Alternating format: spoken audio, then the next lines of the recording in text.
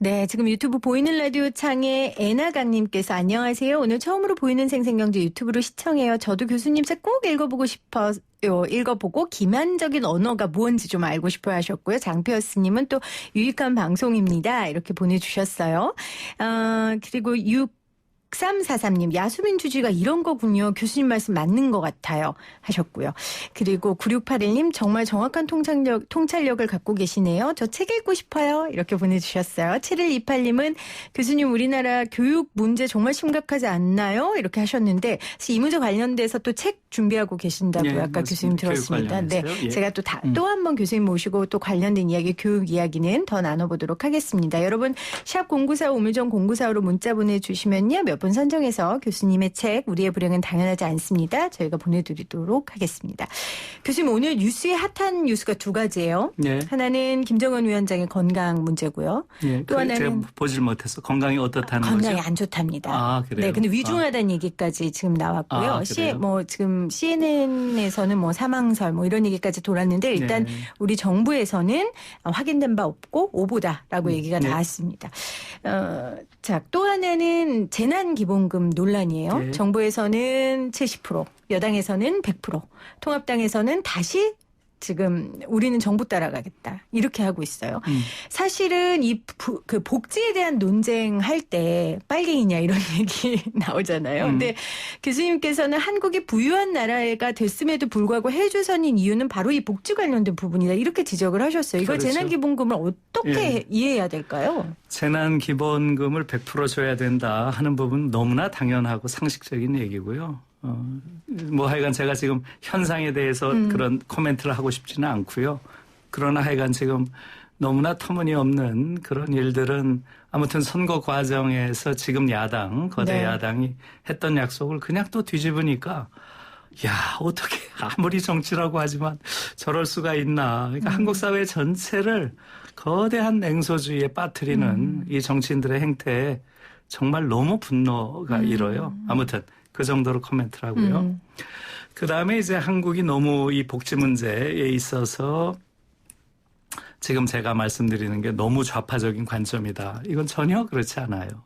한국은 지금 여당도 마찬가지고요. 지금 여당은 전혀 아까 진보적인 정당 아니라고 말씀드렸고요. 중도 보수 정도가 지금 민주당의 스탠스고요. 네. 지금 한국을 이렇게 보시면 돼요. 그러니까 그 나라가 그 정부가 쓰는 재정 지출의 내용을 보면 금방 알 수 있는 거예요. 지금 한국은 거의 주요 국가 중에서 가장 작은 정부예요. 네. 정부도 아닌 정부예요. 어떻게 보면.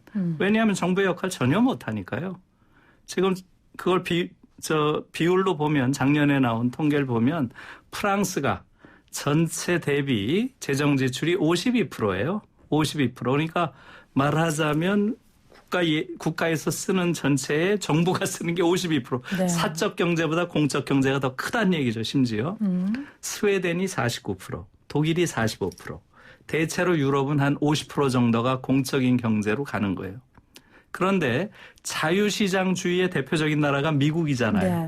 미국이 혹시 몇 프로나 되는지 아세요? 글쎄요. 미국도 32%예요. 32%. 네. 네. 한국은 몇 프로인지 아세요? 그거보다 더 좋겠죠. 25%입니다. 지금 가장 비율을 낮아요. 말씀하시는 거예요. 비율. 예, 비율이. 네. 그러니까 재정 지출의 비율이 네, 정부의 네. 재정 지출의 비율이 프랑스의 절반도 안 돼요. 프랑스가 52%, 우리 25%예요. 그 얘기는 뭐냐 하면 쉽게 말하면 프랑스나 독일 같은 경우는 교수, 교사, 의사 이런 사람들이 다 공무원이에요. 네. 공무원. 네. 우리는 아니잖아요. 네. 그런 걸 전부 시장에 맡겨놓고 있잖아요. 그러니까 공적 영역을 하는 사람들이 공무원이라는 얘기인 거죠. 우리는 지금 사적인 직업이 돼버렸잖아요. 그러니까 아까 말씀드린 대로 시장 자유주의라는 게 뭐겠어요. 이 영역을 네. 국가가 맡을 것인가 아니면 시장에 맡길 것인가 네. 둘 중에서 결정하는 거예요. 생각을 해보세요. 인간이 한 사회에서 사는데 가장 중요한 인간이 존엄한 존재로서 존재하기 위해서 꼭 필요한 영역이 뭐겠어요? 교육, 의료, 주거입니다. 교육, 의료, 주거. 그런데 한국에서는 이 세 영역을 대부분 다 시장에 맡겨놓고 있어요. 교육, 전 세계에서 사립대학 비율이 가장 높은 나라가 한국이에요. 사립대학이 87%인 나라예요. 독일은 99%가 국립대학이에요. 네. 우리는 87%가 사립대학입니다. 그것도 국민들이 돈을 내서 운영을 하잖아요. 그러니까 대학에 가려면 내 돈 내고 가야 된다는 생각이고 독일은 학비가 없잖아요. 오히려 교육은 누구나 누려야 될 권리라고 해서 생활비까지 주잖아요. 지금 한 100만 원씩 줘요. 그것은 기본적으로 그런 교육 문제를 개인이 시장에서 구매하는 상품으로 볼 것인가 아니면 그 사회 구성원은 누구나 누려야 될 권리로 볼 것인가. 완전히 다른 입장이죠. 지금 한국은 그걸 상품이라고 보잖아요. 근데 교수님이 지금 예로 든 독일, 스웨덴 이런 데 다 예. 선진국인 거 알아요. 예. 근데 이런 데 비판하시는 분들이 예를 드는 예. 국가는 늘 브라질, 뭐 예. 이런 퍼주기, 좌파 정부 결국 망했다. 이런 식으로 예시를 되게 많이 들거든요. 그것은 이제 또 다른 많은 요인들이 네. 있는 거죠. 네. 거기서 왜 정책 실패가 어떻게 나왔는지 그런 요인들을 살펴야 되는 거죠. 살펴야 되는데 그냥 예. 그렇게 극단적으로 퍼주기 했으니 실패한 나라를 예를 들어서 우리나라가 이렇게 하면 망할 거라라고 얘기하는 것 자체가 잘못된 것이다라는 지적이신 거죠. 그거야말로 선동가인 거죠. 파퓰리즘이고. 그러니까 정밀한 분석들이 필요한 것이고요. 네. 그 이제 지금 말씀드린 대로 바로 우리나라의 경우는 주요 국가 중에서 아주 비교할 대상이 없을 정도로 작은 정부고요. 바로 그렇기 때문에 정부가 떠맡아야 할 많은 일들, 교육. 지금 너무 전 세계에서 가장 대학 등록금이 비싼 나라예요. 1인당 국민 소득 대비 대학 등록금이 가장 비싼 나라가 한국이에요. 네. 놀라운 얘기예요. 지금 대부분의 유럽의 국가들은 다 교육비는 무료죠. 네? 그리고 한번 보세요. 제가 이렇게 예를 들어볼게요. 최근의 예를 가지고 우리도 선거를 했지만 미국도 선거를 했잖아요. 그죠? 지금 미국은 대통령 선거가 이루어지고 있죠. 네. 그 과정에서 워렌이나 샌더스 같은 민주당 후보, 독일은 민주당과 공화당 두 개의 정당이 중심이 돼 있죠. 이 두 개 정당이 둘 다 보수 정당이잖아요. 그래서 미국은 보수 양당제라고 하는 체제예요. 그런데 그런 체제 안에서도 여기서 어떤 주장을 했어요? 대학 등록금 없앤다. 대학 등록금 무상 등록금, 무상 보육, 대학생이 가지고 있는 부채 탕감, 네. 그다음에 부유세 도입. 이게 워렌과 샌더스가 민주당 후보들이 내세운 공약이에요. 요번에 우리 총선했잖아요. 이와 유사한 공약이 있어요? 심지어 정의당조차 이런 공약을 못 내요. 그건 뭐예요? 미국은 전 세계에서 가장 보수적인 정당 구조 가지고 있다는 나라인데 거기서도 이 정도 공약을 내는데 네. 우린 그것보다도 더 보수적이잖아요. 그 정도로 지금 한국 사회가 그렇게 돼 있는 것이고요. 한국 정부는 가장 작은 정부고 바로 그렇기 때문에 교육 문제, 그다음에 주거 문제 이런 그 사회 구성원이 존엄한 존재로 살기 위한 조건이 되는 영역까지도 시장에 맡기고 있어요. 거기서 유일하게 그나마 조금 미국과 다른 것이 바로 의료 영역이었던 네. 거예요. 왜 의료보험이 가능했던가? 이것도 역사가 있어요. 근데 지금 시간이 없으니까 그 말씀을 안 드리겠는데 여기서 우리가 중요한 하나의 시사점을 얻을 수 있어요. 지금 교육 문제라든가 주거 문제 이런 것들은 거의 다 미국 모델을 쫓아왔어요. 의료만 미국과는 달랐어요. 우리가. 네. 그렇기 때문에 이 의료 영역은 비교적 한국이 이제 상당한 공공성을 확보할 수 있었던 거예요. 그 열매를 예. 사실 이번 코로나19 사태 때 우리가 그렇죠. 거뒀죠. 그렇죠. 그래서 이 코로나 사태가 우리에게 주는 네. 가장 큰 교훈은 더 이상 미국 모델을 추종해서는 안 된다는 거예요. 네.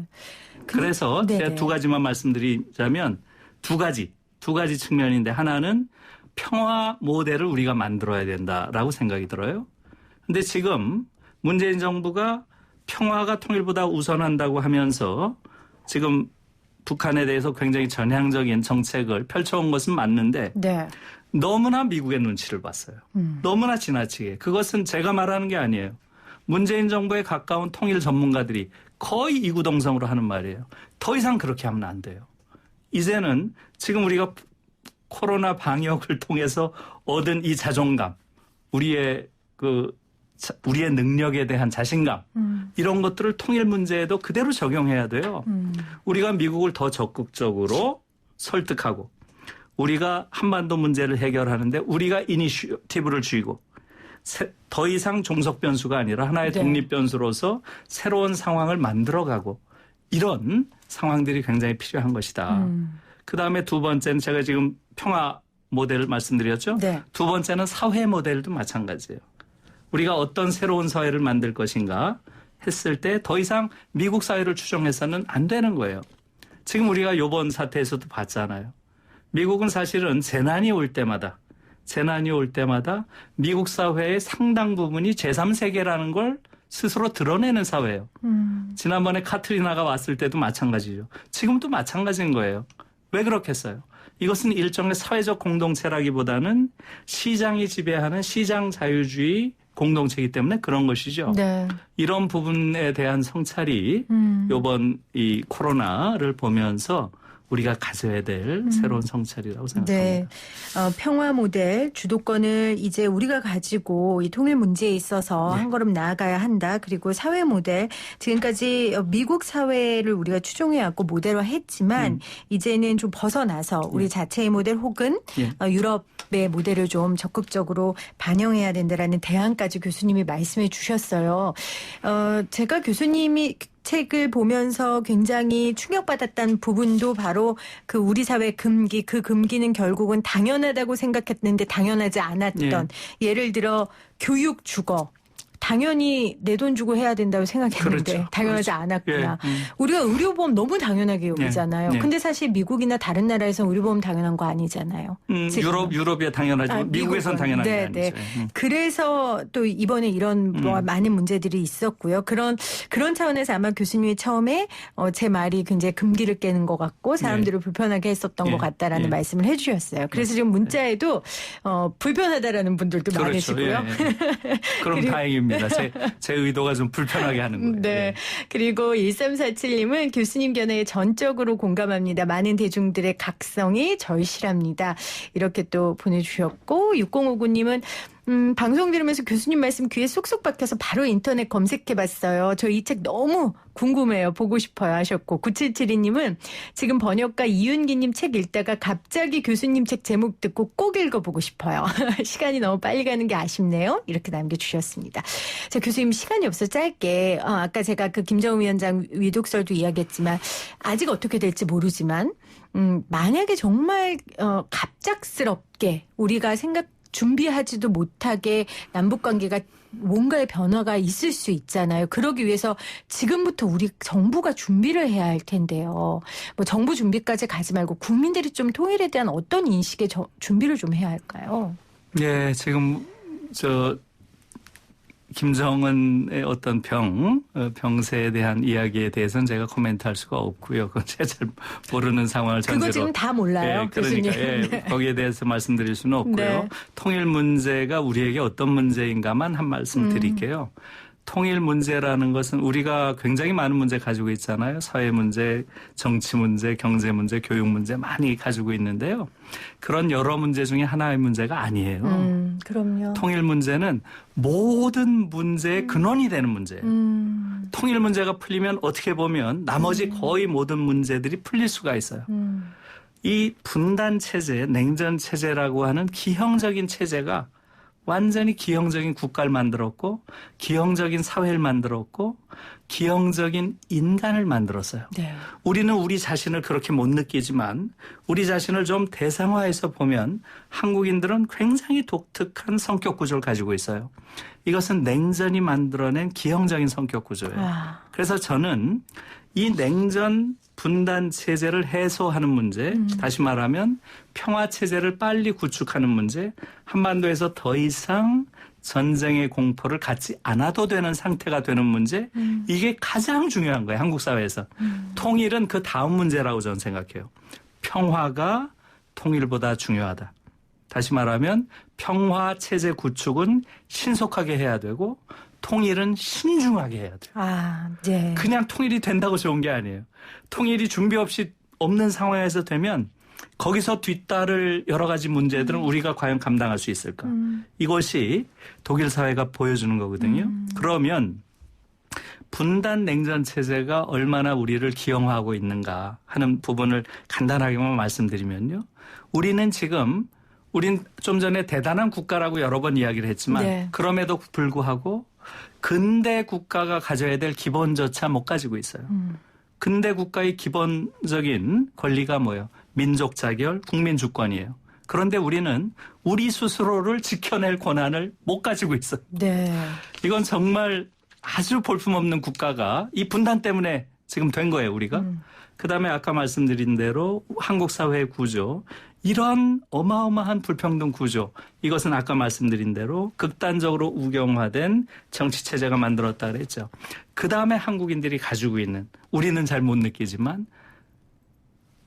아주 기형적이라고 생각되는 성격 구조가 바로 권위주의적 성격이에요. 네. 이건 군대의 병영 문화가 우리에게 내면화되면서 한국 사회를 지배하고 있는 거예요. 이러한 세 가지 문제를 해결하기 위해서는 평화 체제가 빨리 구축돼야 돼요. 예. 네. 아, 시간이 원망스럽습니다. 지금 7049님, 김누리 교수님 팬이 되었습니다 했는데요. 교수님 아무래도 다시 나오셔야 될 것 같아요. 제가 성덕을 한 번 더 입도록 하겠습니다. 여러분들 예. 자세한 내용은 교수님 강연 유튜브 찾아보시면 쉽게 접하실 수 있어요. 보시고요. 또 책 저희가 몇 권밖에 못 보내드리니까 책 한번 꼭 읽어보시면 좋겠습니다. 방송만 들으시면 오해하실 수 있는 부분들이 있습니다. 꼭 책을 읽어보시기를 추천드립니다. 지금까지 중앙대 김누리 교수였습니다. 고맙습니다. 네. 오늘도 함께해 주신 여러분 고맙습니다. 저는 내일 3시 10분에 다시 올게요.